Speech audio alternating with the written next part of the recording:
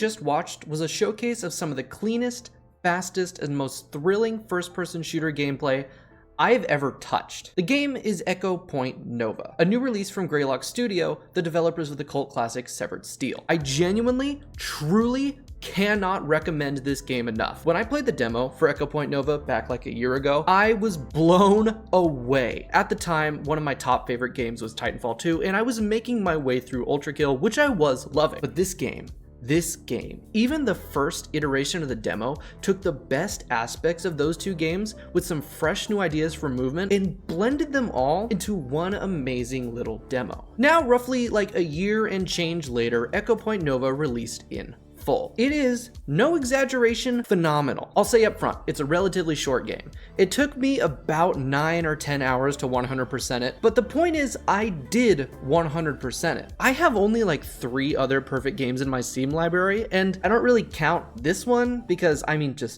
look at it.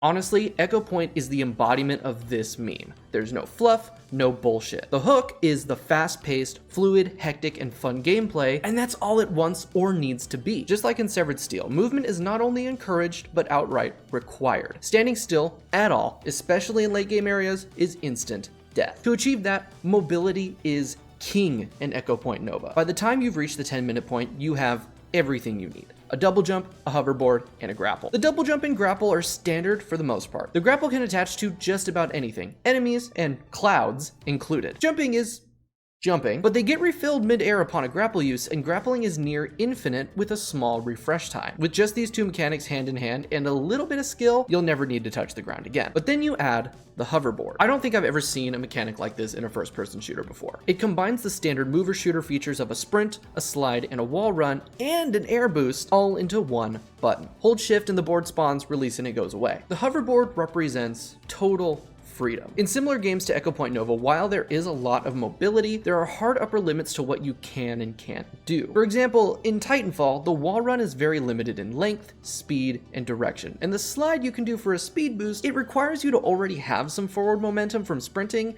and it doesn't really go that far. The hoverboard doesn't have these restrictions. Based off the in-game speedometer, just clicking on the hoverboard without doing anything else except moving triples your speed. No need to have any starting momentum or anything, it just goes. And it goes anywhere, literally anywhere. The wall grind is infinite and consistent. It doesn't speed up, it doesn't decelerate, unless you make it speed up. Just having the board out and pressing yourself against the wall activates it, and jumping or pulling away deactivates it, or just, letting go of the button. But what I find really neat was, in addition to the game since the original demo, is that the board can now skate directly upwards with the same speed and consistency as a horizontal grind. And like I said, it does give you a slight forward boost in the air, with a little extra depending on what perks you have enabled, but we'll talk about perks later. The hoverboard is the most important part of your arsenal, as it's your main source of speed. Oh yeah, and one other little thing, you can ram enemies with the board to send them flying away and do like a little bit of damage. It's not only awesome, but incredibly useful too. But this is just the beginning. Throughout the game, you'll collect a bunch of these green orbs that serve to upgrade your movement abilities greatly. A new addition to the full release that I appreciate a lot is this downward acceleration / ground pound feature. At some points when you're flying around, it mocks stupid. You may overshoot an island or need to make a quick correction.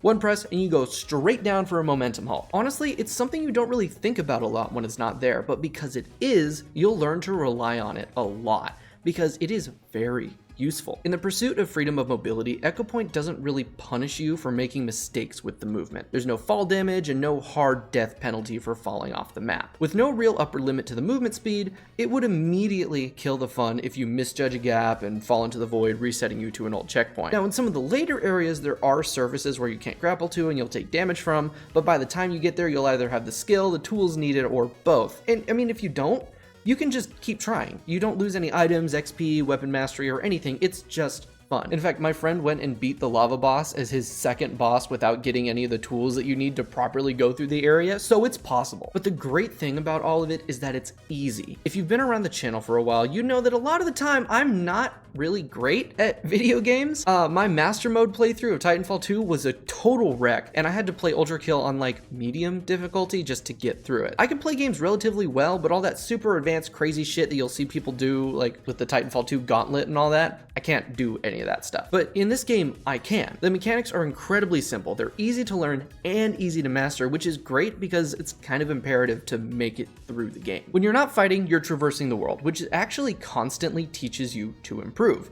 And it's a pretty damn good looking world too. It's a voxel-based game just like Severed Steel was, relying on simple and contrasting colors and textures to depict the visuals. The lighting is also fantastic, and the game includes a ray tracing option if you have the juice and want that extra little visual sauce. I should probably talk about the guns, huh? They're perfect, in my opinion. There's 6 different gun types: the pistol, SMG, shotgun, rifle, sniper, and explosive. Some do have more options than others. I'm kind of sad there's only 2 shotguns and 2 explosive weapons, but I don't know, honestly, having more of each would just be padding and like added grind. Each weapon aside from the first few are collected from doing the scan areas, which we'll get into depth in a little bit, but adding more guns and having to actually grind for them and seek out more areas would be a little bit annoying. But the guns are masterfully done. In the first iteration of the demo, all the guns were hit scan, just like the majority of the weapons in Severed Steel, and also like most other first-person shooters. If you don't know, hit scan just means there's no bullet. The game just draws a line instantaneously from the gun to the aim point, which counts as a bullet. Late in development, Greylock changed all the weapon physics on Echo Point Nova to instead be fully projectile-based, adding bullet drop and travel time. When I heard this initially, I was a bit wary because doing something like that changes the entire feel of the gunplay, but it was the right move.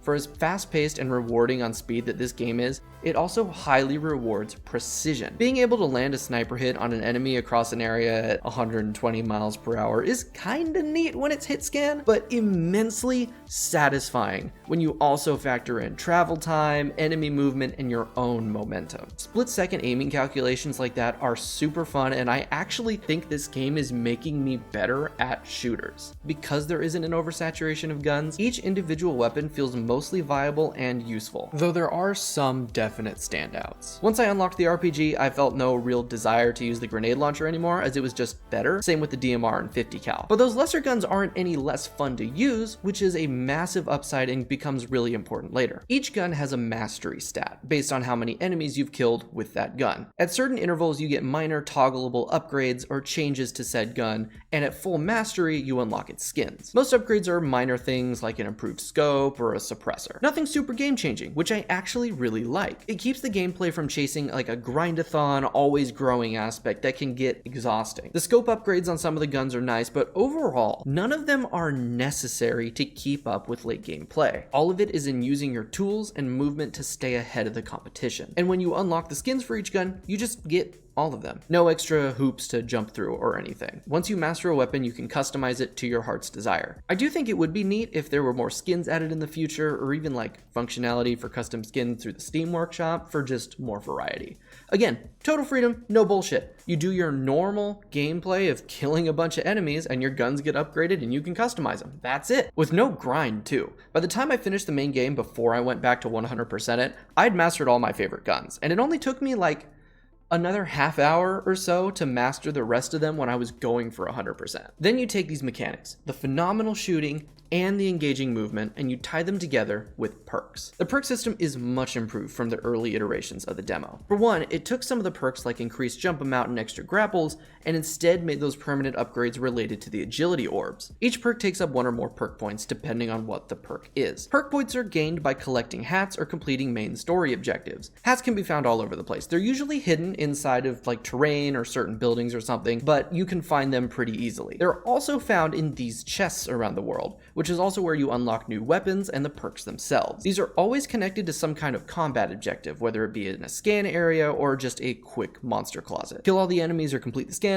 the chest unlocks, revealing your prize. All in all, if you're diligent in collecting everything, you should pretty consistently have enough open perk points to have every unlocked perk active up until about the end of the game. That allows the player to experiment with perks without needing to turn off their favorites. And there are some really awesome perks to choose from. Kills refill jump if you never want to touch the ground again, adrenaline for a toggleable slow-mo that builds up over high speed, Tony Glock, which gives you ammo for your current gun while grinding, Market Gardener, tripling your damage if you're in the air due to an explosion. By the way, you can rocket jump in this game, forgot to mention that, and Ricochet, which will cause a near miss to ricochet and hit the closest enemy. These are only a few of the awesome perks available. I don't want to go through all of them because the discovery is kind of half the fun. And discovery is made easy with the map and the compass. Each location on the map has a fast travel waypoint marked with a flag. I kinda didn't even realize this until about halfway through my co-op playthrough with a friend, but the flag colors correspond with how much you've done at each location. Red is undiscovered, white is discovered and partially explored, and green is fully explored with all the collectibles acquired. The compass shows the locations of each collectible in relation to the player. Green dots are agility orbs, blue is weapons, yellow is hats, and purple is perks, the latter three being typically within chests. In the map, in the top left under the location, are notes on how many orbs, free-floating collectibles, and encounters are in that area. So finding everything is quite a breeze, taking out that annoying searching for the final item problem, and instead making it more of a what's the best or most fun way to get that last orb challenge. And yes, I did say co-op. Echo Point Nova has a co-op mode of up to 4 players. It's very streamlined in how it works. Item pickups like agility orbs, perks, and weapons are all client side, so each person can grab the same stuff no matter what. So everyone will have the same capabilities and there won't be any squabbles over like who gets what. There is also a PvP perk you can unlock early on which enables friendly fire if you want to have that extra risk in arenas or you just want to fight each other. I was right next to you. Ow. Oh, I'm down to 1 heart. I will say the co-op is pretty buggy at times. I had a few instances where like a hat chest didn't spawn properly, or I had to fully close and restart my game because my weapons broke or I was unable to move or something like that. I didn't have either of these issues in my single player 100% playthrough, so I assume they're related to the netcode in some kind of way, but I don't know shit about developing multiplayer games, so that's just a guess. I imagine these are fixable and will likely be fixed, so hopefully me mentioning it here will bring attention to it. But the fun and chaos factor of playing with friends greatly outweighs the minor bugs, so it was worth it. Anyway, back to what I was talking about. There's also a bunch of bonus perks you can acquire after you beat the game. When you beat the final boss, each scan arena gets a bonus scan that has modifiers that change how the fight works. Sometimes the floor is lava, sometimes you can only kill enemies with headshot, and sometimes you have infinite ammo and you can only use your explosive weapons. Each one of these, with the exception of one, gives a new perk. A lot of these are bonus perks that can make the game harder, change key mechanics, or just cosmetic. For example, random hats gives the enemies hats, gun game takes away weapon switching and changes your weapon on each kill, which is actually incredibly fun. I really like gun game modes. I don't know why, it just scratches an itch in my brain. And then there's perks like one hit kill where you die in one hit. Each of these bonus perks don't use a perk slot, so you can have as many of them on or off as you desire. Though, I really wouldn't recommend turning on like air shots only, headshots only, and one hit kill unless you hate yourself or something. There is a story, but it's really there just as a reason to progress and to like lead you through the game. It's nothing special, but it gives you a goal and a reason why you're there. For a game like this, I really couldn't care less about the story. You could have the worst story in the world and it wouldn't matter to me. I'm here to have fun blowing up enemies at superhuman rates and going fast. But it does give context to the bosses, so that's cool. That's right. Bosses. When I covered the demo last year, I was sad there weren't any boss fights to mess with. Now there's 5. Instead of doing the typical more powerful enemy with health bar thing, Echo Point Nova goes for a more dynamic boss style. Each boss is a massive moving structure filled with turrets, enemies, and glowing weak points that must be destroyed to defeat the boss. It's the ultimate test of precision, speed, and maneuverability. A few missteps or a missed grapple will either have you pounded by a trillion missiles or just rocketing away from the structure. As you destroy these big red target balls, structures of the boss connected to them will burn away, making the fights progressively easier as the fight goes on. Honestly, overall, they're not that difficult. The game itself is relatively easy.